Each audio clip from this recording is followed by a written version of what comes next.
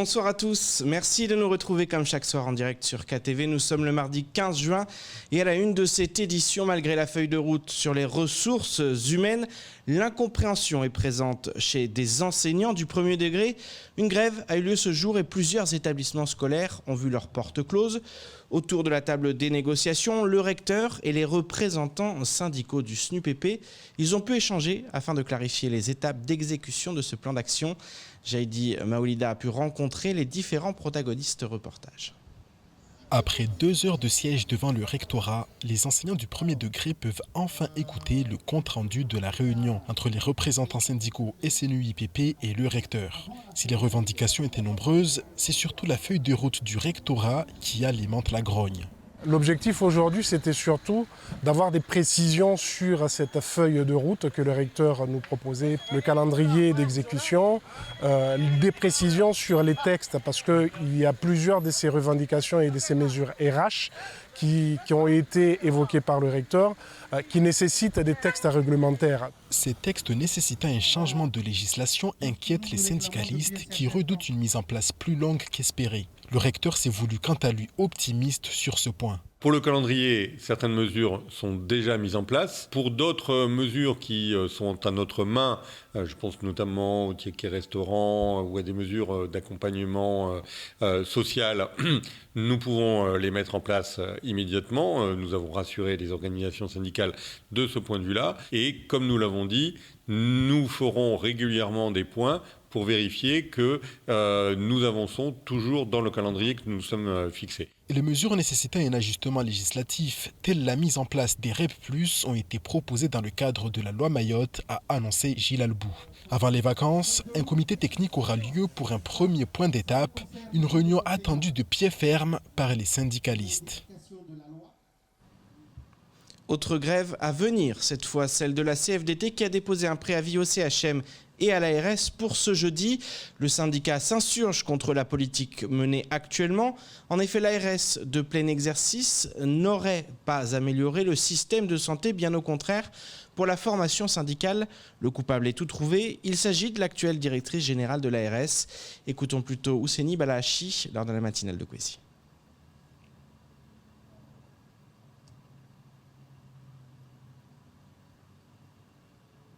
La lettre est directement adressée au recteur et à la directrice de l'Agence régionale de santé de Mayotte.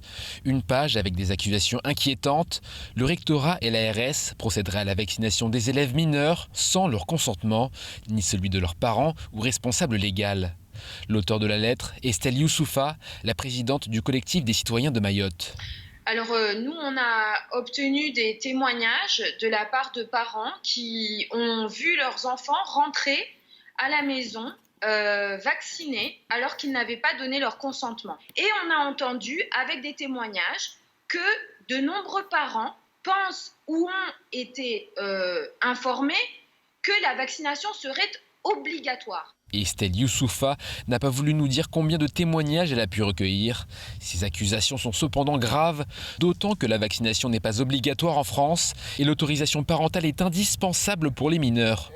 Pour l'ARS et le rectorat, qui ont récemment mis en place des opérations de vaccination dans certains lycées, les déclarations de la militante sont rejetées en bloc. D'abord, c'est faux. Le circuit est quand même très bien établi, c'est-à-dire que chaque personne qui souhaite se faire vacciner voit un prescripteur qui prend son accord, donc au patient qui va se faire vacciner, qui vérifie l'absence de contre-indication.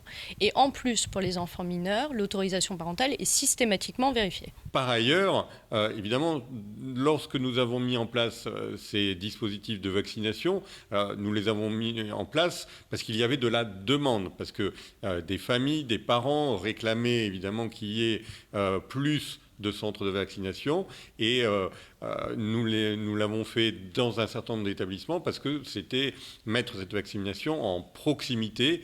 Donc nous n'étions pas là pour inciter les élèves mais pour répondre à une demande. Faux pour Estelle Youssoufa. Les élèves seraient au contraire incités au point d'être convaincus de l'obligation d'être vaccinés. Dans son collimateur, le lycée de Dembéni, où une centaine d'élèves ont été vaccinés le 27 mai dernier, une campagne qui avait été largement couverte par la presse, la présidente du collectif exige maintenant des preuves de la conformité de l'opération. Qui ont été ces jeunes? Est-ce qu'ils étaient tous en correspondance aux conditions nationales? Est-ce qu'il y avait à chaque fois les consentements? Et je rappelle que les autorisations parentales doivent être écrites et signées par les deux parents. Pour Michel Toumoulin, le proviseur du lycée en question, les règles ont été strictement respectées. 101 jeunes qui ont été vaccinés. Ce sont des jeunes qui avaient 16 ans révolus. D'accord, c'était la consigne, elle a été strictement respectée. Autre consigne qui a été strictement respectée, c'est qu'aucun des jeunes ne pouvait être vacciné sans qu'il y ait une autorisation parentale remise à la vie scolaire, contrôlée ensuite par un CPE, avant de remonter sur mon bureau. Il y a eu bien évidemment des sensibilisations à la vaccination, puisque nous avons des instructions ministérielles pour sensibiliser les élèves. Il n'y a eu absolument aucune contrainte qui a été exercée par nos personnels sur nos élèves. Pour l'heure, c'est parole contre parole entre le collectif des citoyens de Mayotte et les agents de l'État. Estelle Youssoufa assure qu'elle est favorable au vaccin contre le Covid-19, mais elle veut défendre la liberté individuelle de se faire vacciner ou non, une liberté qu'elle estime bafouée. Elle déclare avoir des preuves solides démontrant les vaccinations de mineurs sans consentement et se dit prête à mener l'affaire devant la justice.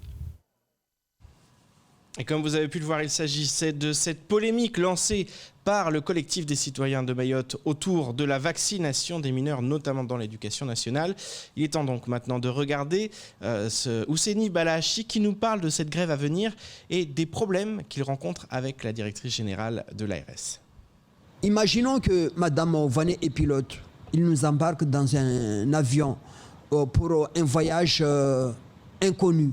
Alors là, est-ce que tout le monde serait satisfait, rassuré, comme quoi qu'il ne va rien se passer au cours du vol? Vous pensez qu'il pilote mal l'ARS?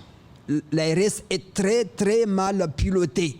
Tout simplement parce qu'il ne veut pas intégrer les Mahorais, j'insiste là-dessus, qui travaillent au sein de l'établissement. Les Mahorais qui travaillent au sein de l'ARS aujourd'hui ne comptent pas du tout pour elle. Mais elle dit le contraire. Elle dit justement mais elle peut dire le contraire. Mais tant que les choses... Vous dites A, elle dit B. Mais je vous avais invité à ce que vous puissiez organiser un débat entre elle et moi la dernière fois. Est-ce que ça a été fait? Non, il n'y aura pas de débat. Il n'y aura pas de débat. Non. Et pour quelle raison? Elle préfère vous voir dans son bureau.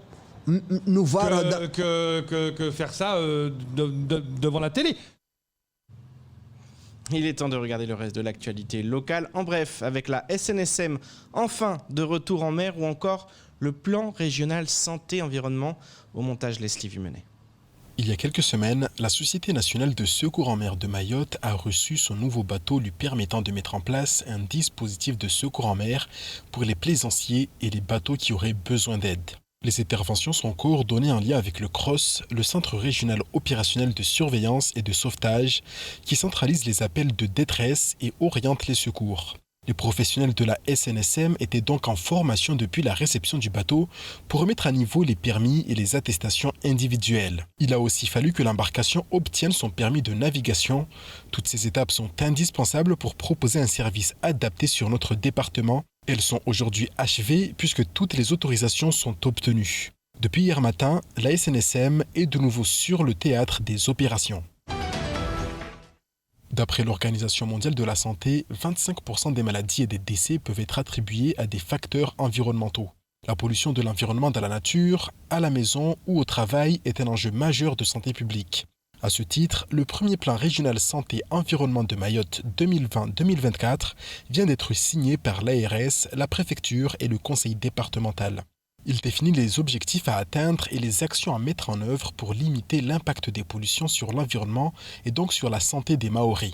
Il comprend 40 actions qui visent à promouvoir un environnement favorable à la santé.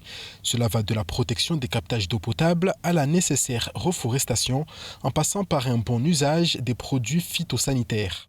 Les 3 axes prioritaires retenus sont le développement d'une culture commune en santé-environnement, l'amélioration de l'accès et de la qualité sanitaire de l'eau de consommation humaine et alimentaire, et enfin la diminution des risques dans les milieux de vie. Ce mardi 15 juin à 19h30, le pôle culturel de Chirangui va accueillir Isabelle Fougère et Michael de Overplain. Tous deux vont présenter une série de courts-métrages réalisés avec des collégiens et lycéens de La Réunion et de Mayotte. Intitulée Des Juliette et des Roméo, l'œuvre de fiction s'étire sur 9 épisodes d'une durée de 13 minutes chacun. Tous sont filmés avec des personnages dans des décors réels autour du même thème de l'amour empêché sur fond de montée des communautarismes. C'est la célèbre trame de Roméo et Juliette qui demeure après des siècles toujours autant d'actualité. Couleur de peau, religion, tradition, classe sociale, tout est bon pour empêcher les jeunes amoureux de vivre leur passion. Chacun découple de ces histoires, inventées et scénarisées avec les jeunes des deux îles à partir de leur quotidien, de leur vie et expérience du réel. On ouvre une page football dans ce journal. Si l'équipe de France occupe l'actualité, les footballeurs amateurs sont également sur le pont à Mayotte. En effet, le championnat et la Coupe de France vont débuter les 26 et 27 juin prochains. Après des mois d'abstinence, joueurs comme supporters vont pouvoir retrouver les pelouses. Une satisfaction pour la Ligue mahoraise de football qui n'oublie pas cependant que la crise sanitaire est toujours d'actualité. Les équipes, comme tous les amoureux du football, sont impatients. Tout le monde est impatient parce que c'est... Je vais poliment appeler ça une trêve. La trêve a été plutôt longue, en sachant aussi que... même si l'année dernière, il y a eu quelques rencontres, elles ont concerné pas toutes les équipes et que les dernières rencontres ont eu lieu au mois de janvier pour les dernières finales. Pardon. Pour les dernières finales et qu'à l'issue des finales, donc on a des équipes par exemple qui ont été éliminées tout de suite au mois d'octobre, donc qui depuis le mois d'octobre n'ont pas repris la compétition. Donc là ça va être intéressant justement, donc tout le monde est plutôt impatient et c'est l'occasion aussi de rappeler que même dans l'impatience, continuons tous à observer les gestes qu'il faut. On a nous demandé notamment que les équipes déclarent bien référent Covid, c'est-à-dire qu'il faut qu'on continue à se comporter aussi comme si le virus, et d'ailleurs c'est comme ça, puisque le virus n'est pas totalement vaincu, il est toujours là. Et c'est ainsi que s'achève cette édition. Merci de nous rester fidèles sur KTV. Je vous donne rendez-vous demain dès 19h pour tout connaître de l'actualité locale. Excellente soirée sur Kwesi.